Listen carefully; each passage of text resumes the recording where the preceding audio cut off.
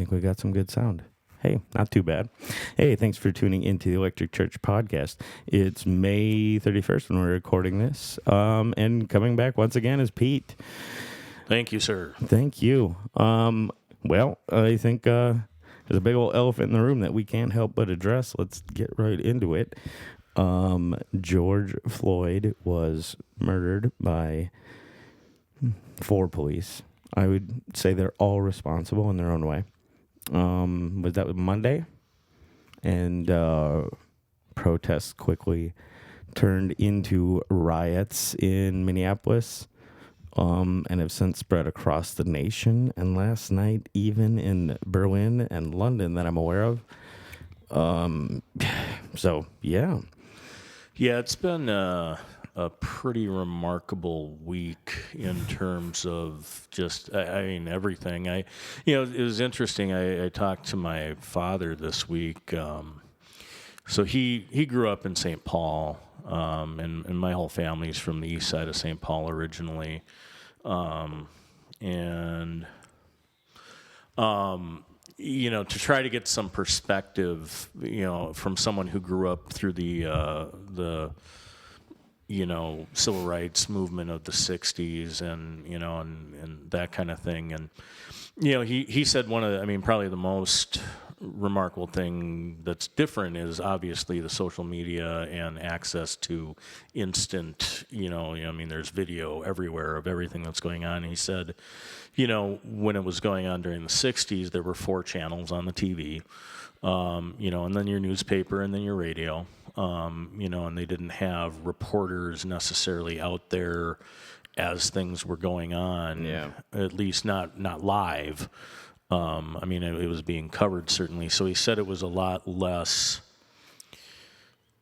in your face, I guess. I think the civil unrest on some level is comparable, but the just access to what's going on in two different ways. Then they like I said, it wasn't instant, but then there was also pretty much just straightforward information. Yeah. This is what is happening. This is what we know to be true. And what we're seeing currently is a lot of disinformation and misinformation being put out by various outlets, whatever end of, and I don't want to make this political, but a lot of people are trying to, because ultimately this is a thing that affects obviously communities of color, but people across all political spectrums. Yeah. So it's people, I think, are trying on some level to take advantage of it for political points or to Never try let to a good tragedy go to waste. Right, yeah, to further their particular agenda, whatever that might be. And, what I would personally prefer to see, and I think a lot of people would feel this way, is that we take this and use it as a point of unity and try to better our community, because I don't think there's anyone out there who's going to say that the policing in Minneapolis has been above reproach. Right.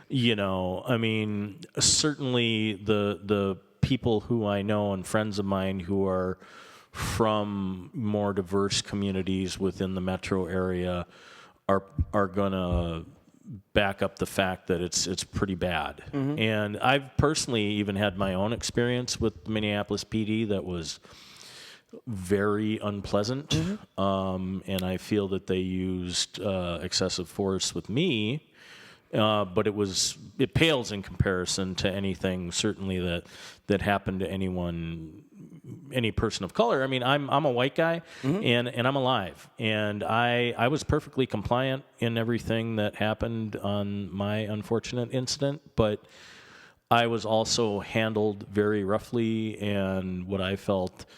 When I read the report afterwards on it, as someone who worked with law enforcement as part of the Crow Wing County Sheriff's Department as a jail employee, I've read a lot of police reports, and I know how the procedures are supposed to happen, and I guarantee you the way that report was written did not directly reflect the way that my incident occurred. So, again, I come from a point of being a white male, and I'm fine. I got through it. I remain unscathed.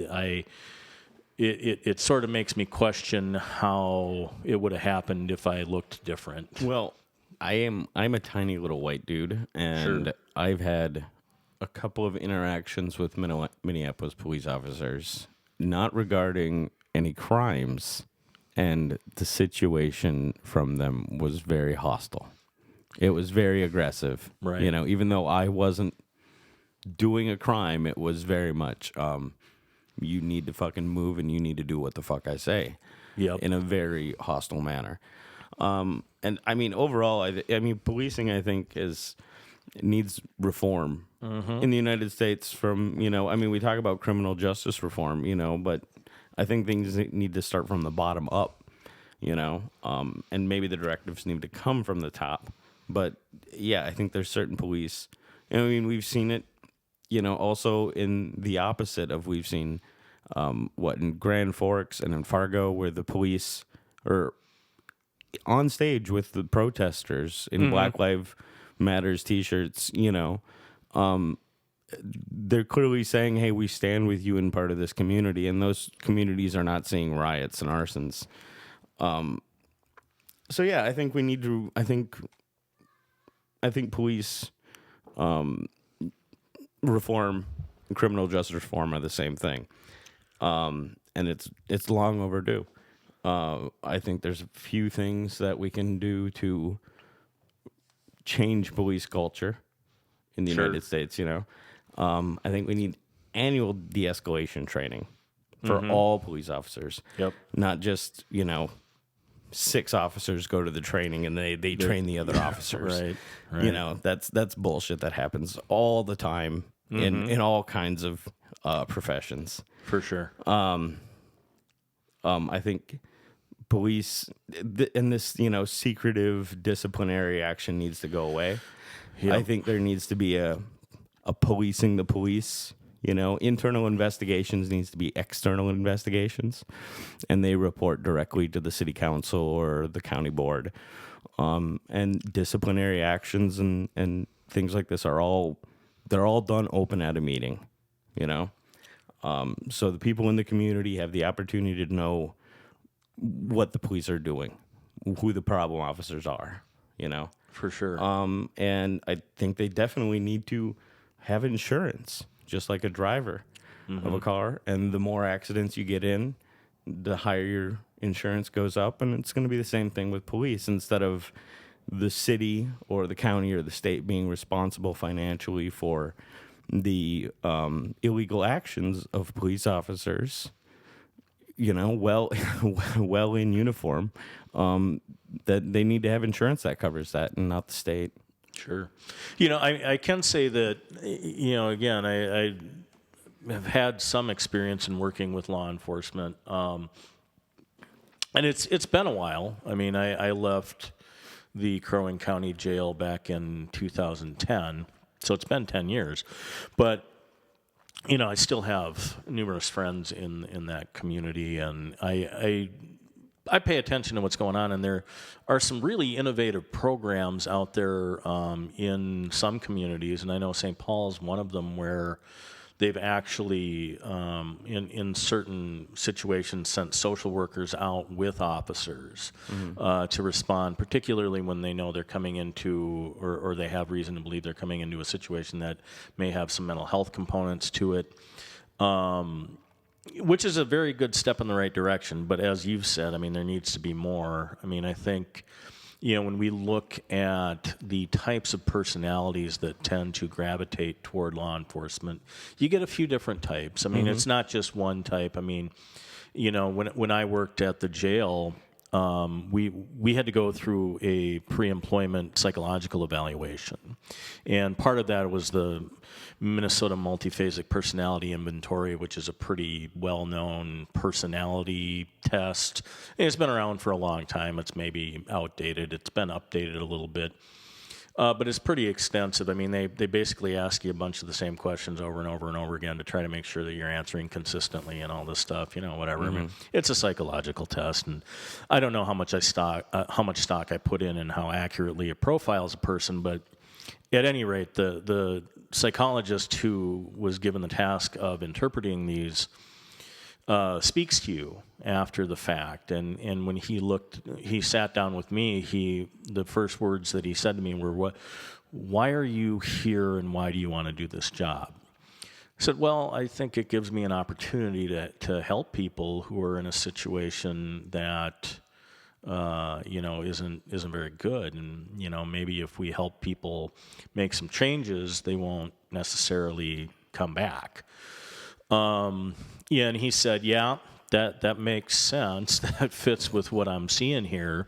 But I'm just saying that that's sort of unusual for what I see. It's a good thing, and he was supportive of it, but he said it wasn't tending to be the majority of the personalities that you see applying for that type of work.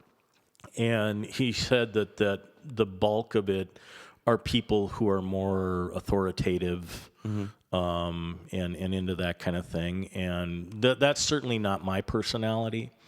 Never has been. I'm one of those folks who likes to use my words. I've been criticized for that on a few occasions, and but the thing that I found that was beneficial there is that when we did have some difficult people to deal with, because it's not a pleasant situation for anyone when they've been arrested. And sometimes there are people who are, whether it's because they're intoxicated or they've got other chemicals on board, or maybe they have underlying mental health issues, they're just not coping with the situation very well. And they would come into our booking area, and my supervisor at the time was pretty good about asking me to come down because I was pretty good with the de-escalation stuff. Now, that didn't mean I was going to help every situation, and I don't have all the answers.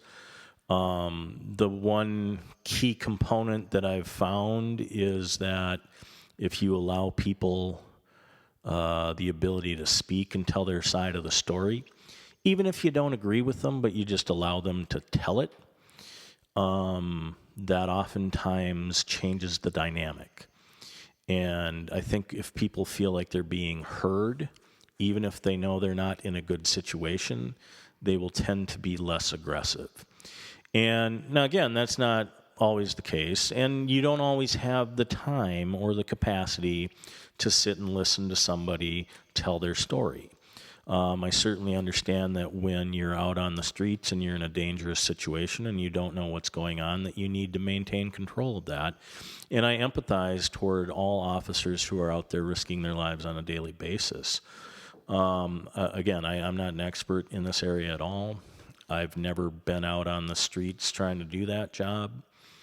But I do think that there is a very big opportunity here to change some of the philosophy about how some of the community policing is approached. I mean, again, there are a lot of departments that have done phenomenal things and made huge progress. I think it's going to be ongoing, for ever, is that people are always going to try to find better ways to do these things. But I would hope that this specific situation that we have right now would shine a light on some procedures that are not good. I mean, Minneapolis, like you've experienced and I have, they kind of seem, in my experience anyway, to have this attitude of kick ass and then figure it out later. And I don't think that's always healthy because, obviously it just isn't. Yeah. I mean, it's terrible. I guess I'm sort of stepping around this softly, but at the end of the day, I mean, it's just bullshit. I mean, you cannot you can't treat people like that, regardless of what they're doing. I mean, and this is a guy who, again, I don't have all the exact facts. The most accurate thing that I've been able to see is that he potentially had a counterfeit $20 bill or something. Yeah, or was writing or a bad check, whatever it was. Something. Whatever it was a nonviolent situation, and he may or may not have been intoxicated. I don't know. May have been on something. And he might have even, let's go ahead and assume he resisted, even though there's no video evidence of it whatsoever. Let's go ahead and say maybe he resisted and got aggressive himself. Yep. There's nothing to excuse what we saw in the video. There's no reason to treat any criminal that way. Well, and what I've seen, and so, again, I'm somewhat familiar with the use of force continuum that most law enforcement policies revolve around, and that essentially says that in most departments that I'm aware of, when you're experiencing a level of resistance, you or anything remotely life-threatening, you're allowed to go to the next level of force to contain that. And then once your situation has stabilized, you need to come back. So it's a continuum. You move up and down on it, depending on what the situation dictates. And from everything that I've seen, and you've seen, and probably the entire world at this point, that gentleman was under control. He was handcuffed. He was face down. Yeah. At that point, once he was controlled, the next part of it should have been to assist him to at least a seated position. And again, I've been through numerous different types of trainings. PPCT, which is pressure point control tactics, which is what the bulk of law enforcement uses, but also things like handle with care that I used in a juvenile setting, where the main focus of that is to make sure that you're keeping people's airways open, because they have known for decades that if you've got somebody down in a prone position and you're putting weight on them, they can't frickin' breathe. You're crushing their lungs. Yeah, Really simple. Yeah, so it's one of those things that, and I've been in those situations. I have had to restrain more people in my life than I even want to remember. It is a traumatic situation for both the people doing it and the person who's being restrained. It's terrible. I hate it. It was my least favorite part of the job, but sometimes it needed to be done. And, we've law enforcement, both from the jail and people who are on the street, they often have PTSD as a result of being involved in these kind of situations. And I understand that, man. It's freaking terrible. The first few years that I had to put my hands on another human being and gain control of them in that setting, I would get like an adrenaline dump into my stomach afterwards and be physically nauseous. The best way you respond, and you don't always respond with the best technique and the best thing that you can possibly do in every situation, because these things are unpredictable at best.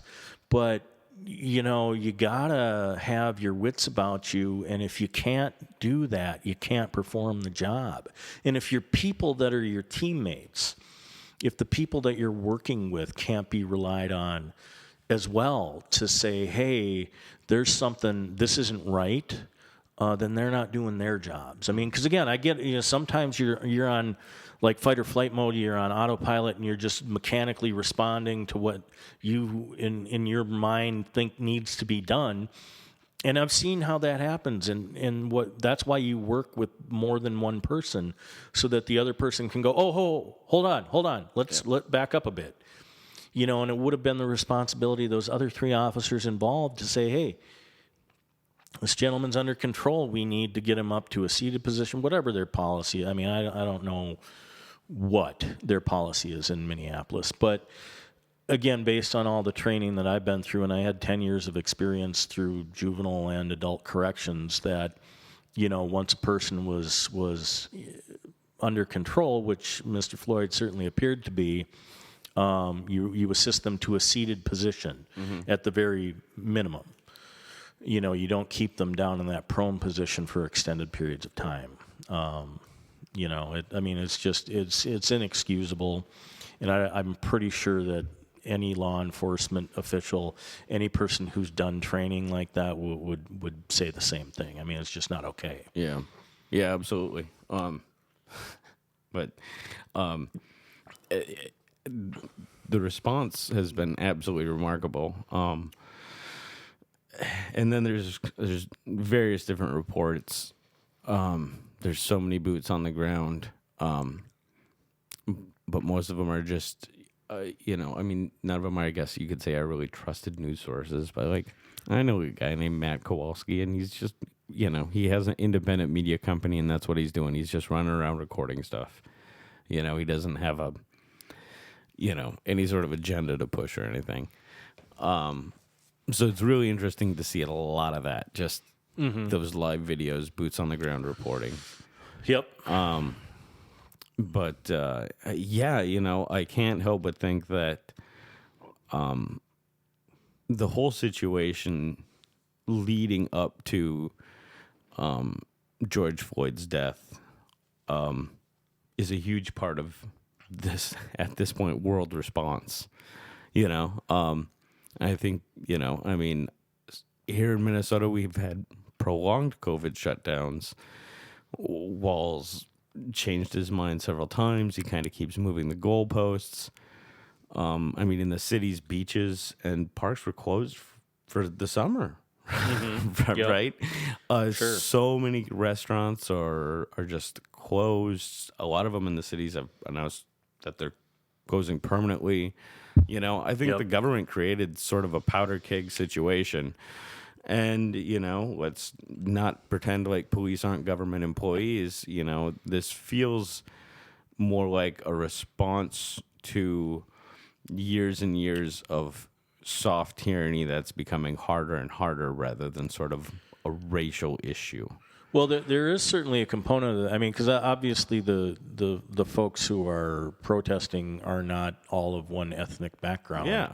And I do absolutely agree that the situation related to the COVID virus and everything has created a very tense situation for everyone. I mean, regardless of your position in this, I mean, people are unemployed, people are losing their livelihoods, people are upset, they're scared, they're angry, and for good reasons on a lot of these things. And this certainly did seem to be a breaking point for a lot of those frustrations. I mean, that's not in any way to take away from what the actual situation is, but there is. Yeah, it feels like the spark that launched the whole fire. Yeah, the conditions were definitely right for a lot of people to be really upset,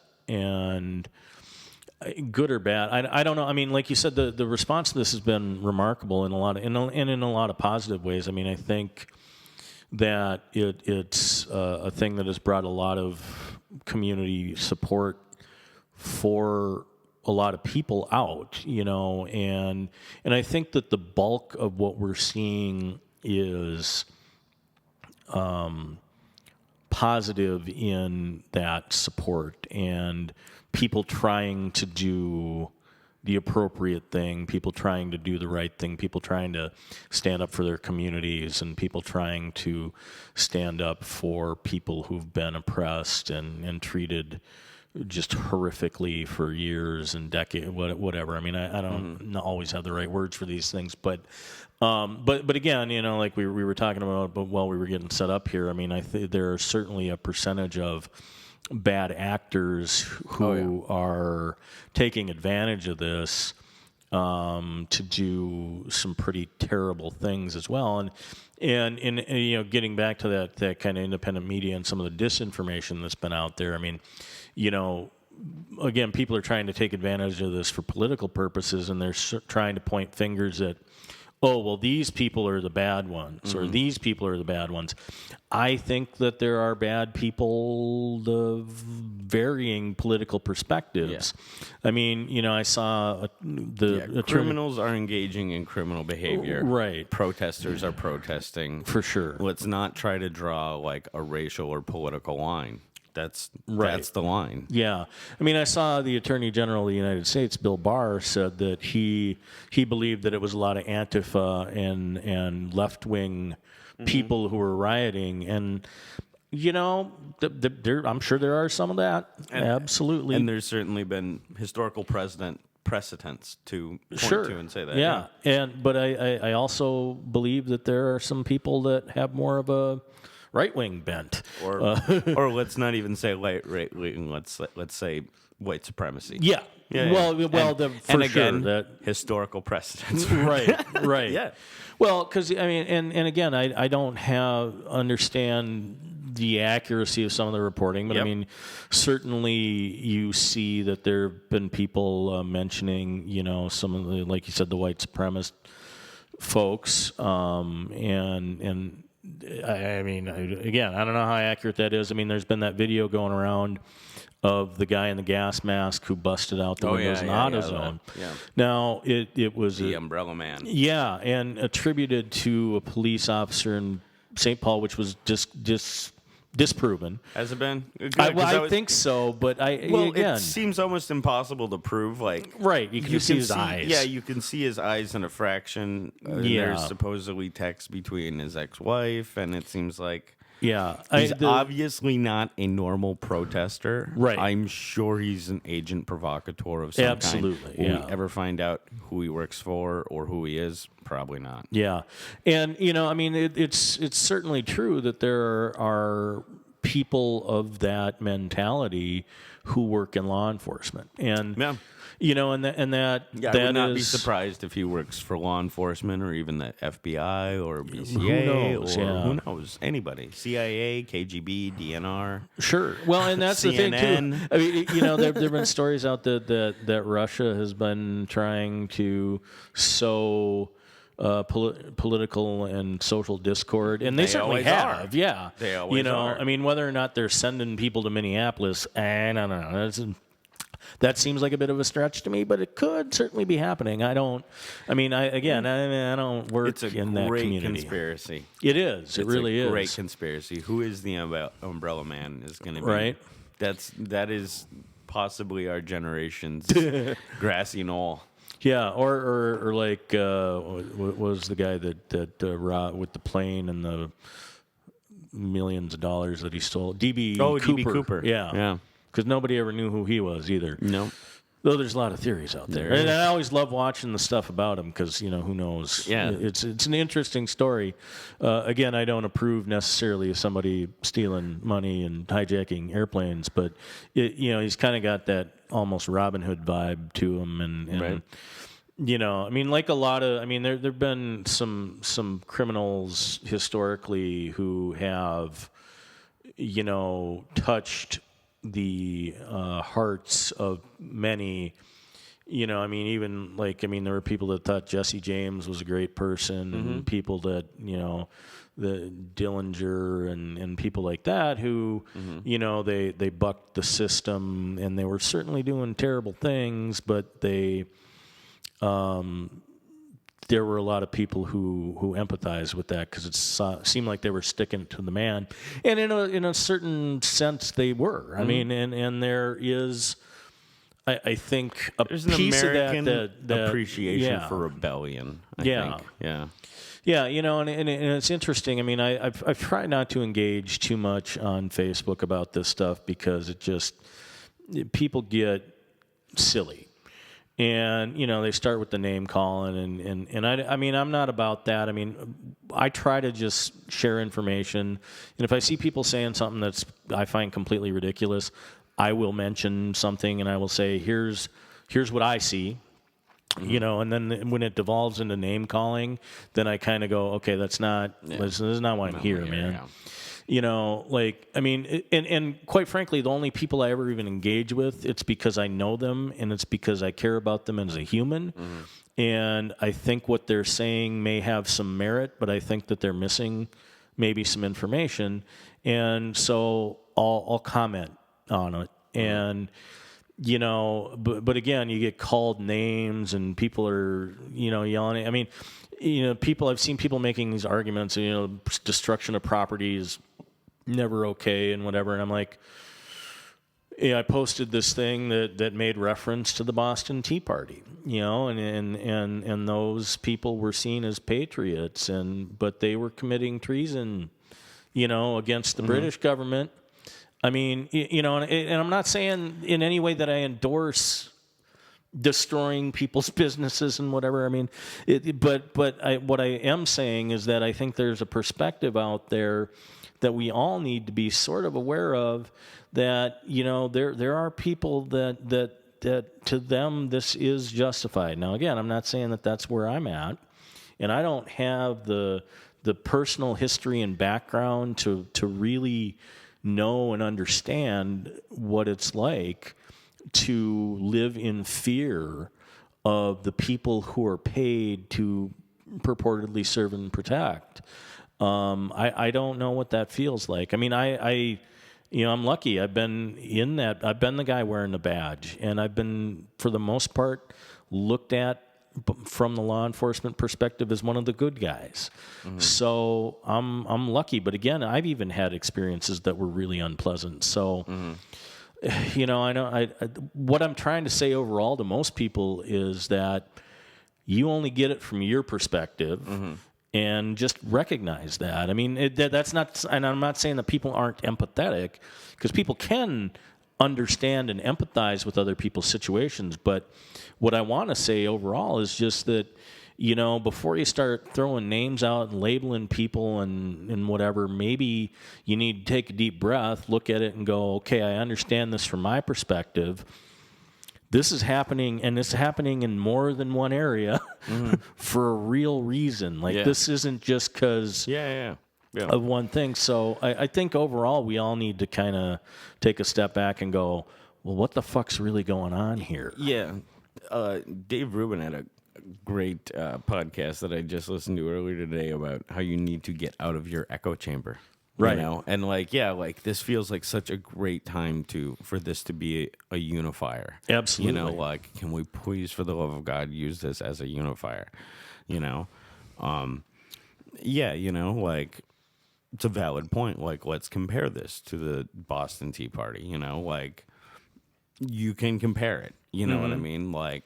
Yeah, I'm not saying it's a good comparison, but it's something that... Yeah, exactly. But you can start that conversation. It's the one thing that was destroyed that wasn't the King's was a lock, which they replaced. Sure.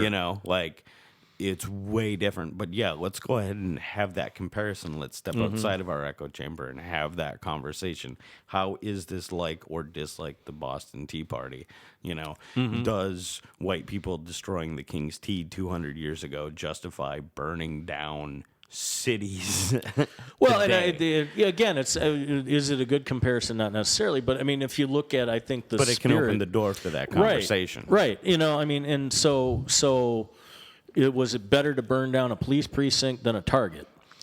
And I'm not saying either one is okay or, better than the other, but is one more justifiable than the other? I mean, is one more understandable than the other? Sure. I think is the way I would approach it.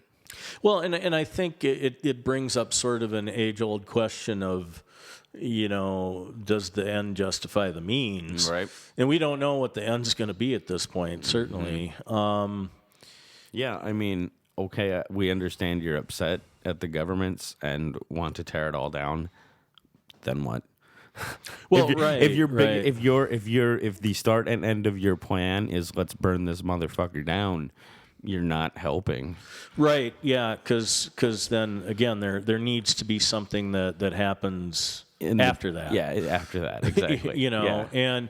And while I don't, I mean, our system of government is, I would say, better than a lot. It is by no means perfect. It is what we have to work with currently. I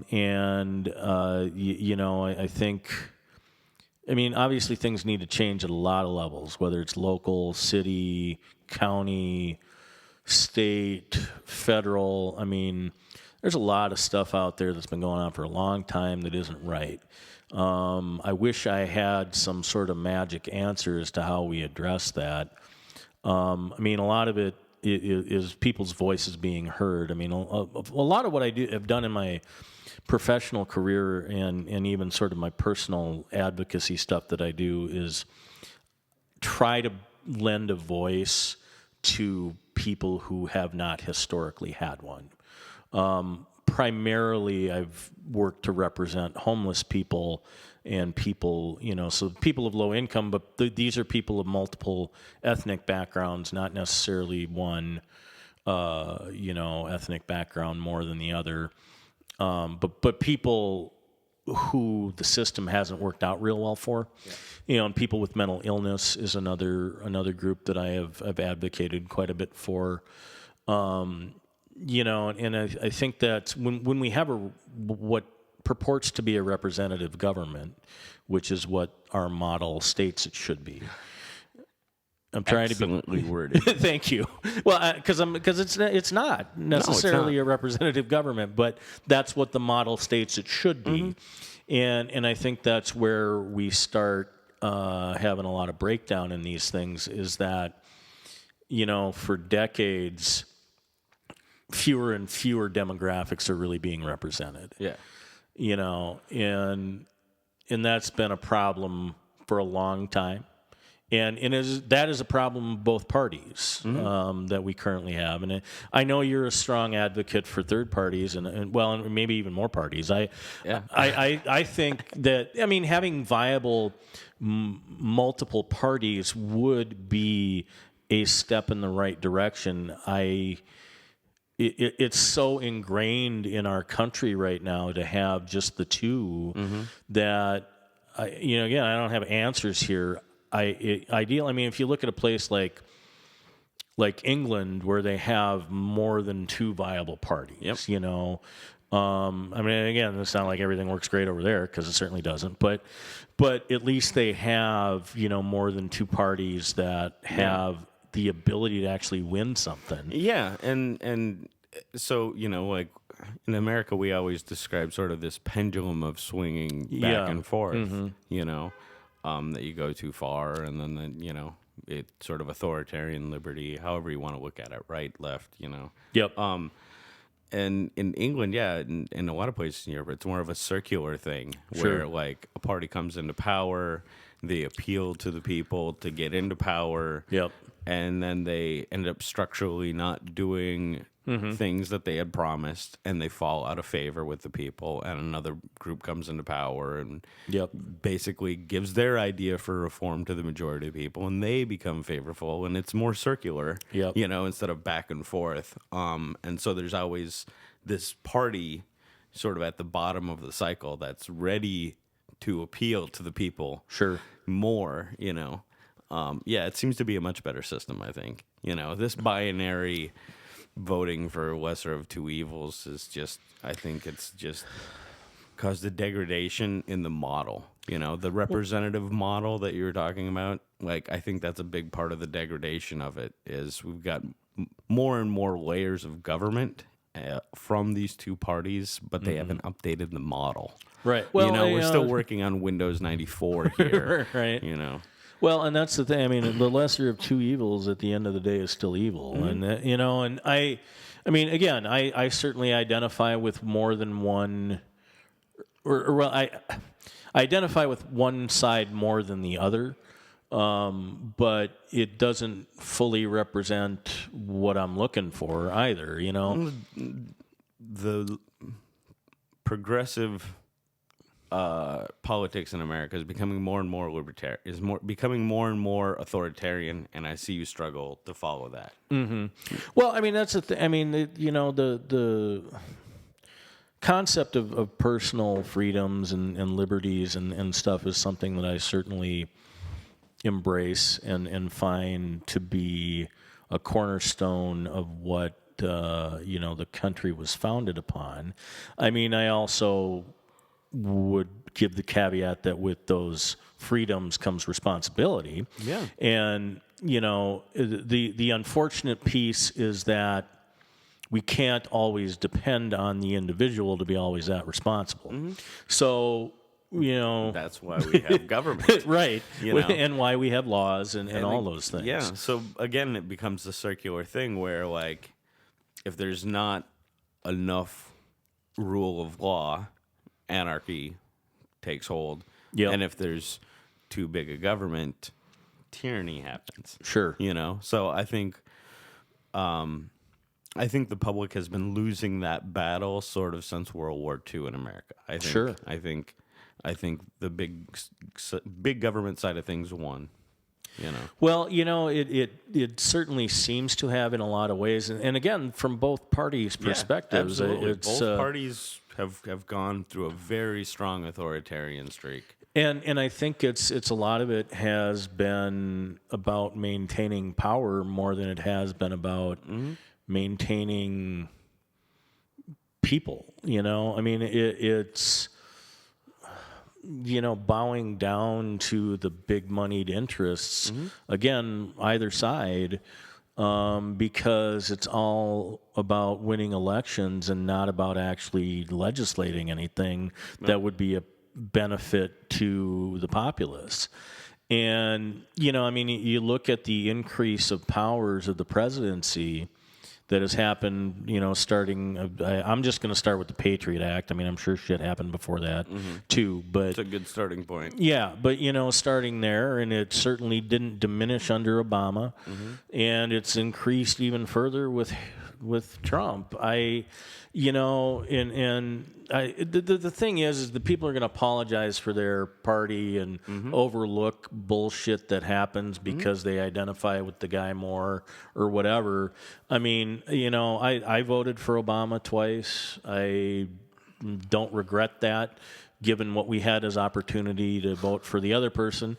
But I mean, I certainly didn't agree with everything he did. I mean, the maintaining of wars overseas and drone strikes and all those types of things that... Gitmo. Yeah, I mean, there were things that I just... Slowest economic recovery in American history. There's plenty to criticize. Yeah. I'm glad to hear a Democrat voter make those criticisms. Because it's something I struggle with, where I'm like, hey, I can criticize both parties. Well, Can you give me something here? Yeah, well, and anything. Yeah, I mean, fault. none of them are beyond criticism, and I haven't seen a candidate in my memory anyway where I was like, this is the one, I mean, Obama had the ability to sort of galvanize people, and because great speaker. Yeah, well, he's an eloquent speaker, and he speaks with confidence and complete sentences, which I miss. But he even if you didn't like what he was doing, it at least made you feel kind of okay about it. Yeah, and I think that's some people, when you look at our current administration, will go, well, I don't feel good about it, but I like what he's doing. and I mean, again, there were some economic things that were done probably pretty well. I mean, I don't necessarily like the way that everything was done. I have a lot of problems with Trump policies, and I have every problem with the way that man chooses to articulate things. But again, I mean, I can't. I've said this before here, but he made an effort toward some criminal justice reform that I applaud. I mean, I don't hate everything that the man's done. I dislike him significantly as a human being because I think he's a terrible person.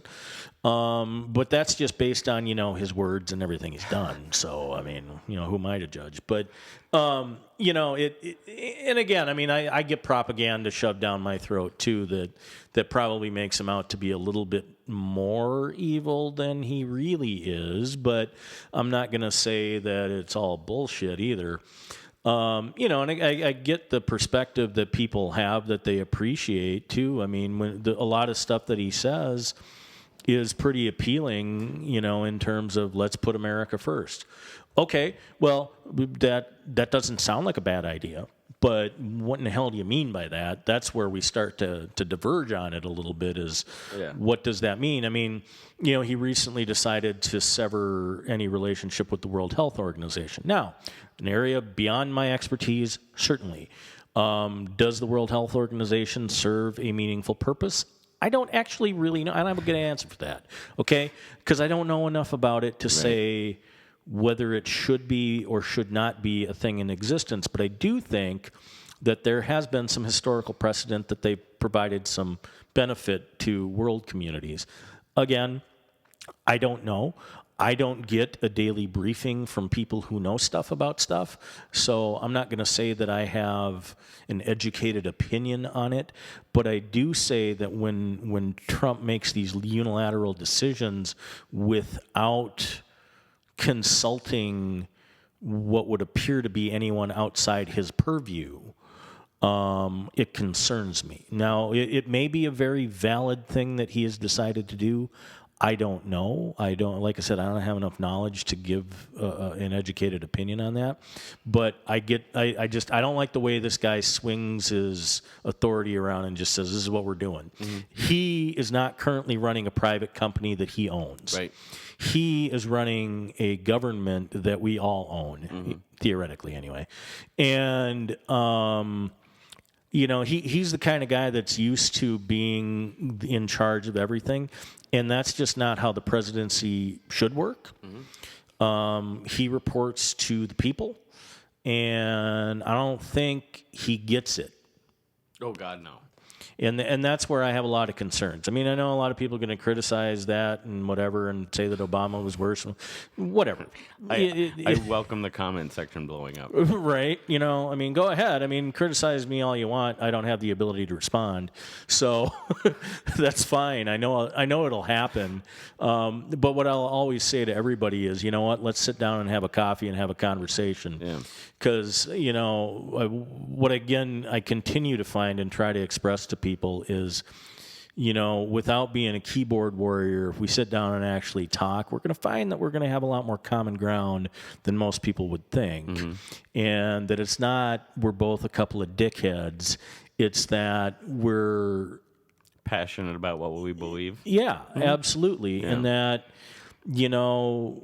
when you sit down and have the ability to have a rational conversation with someone, again, the political division that appears to be out there starts like an to ice cube. It starts to go away pretty rapidly. Yeah. And if I could give a message to anyone, that's the message that I'd want to give. Is just like talk to people. Talk to people that have differing opinions than you do. Yeah. They're not all assholes.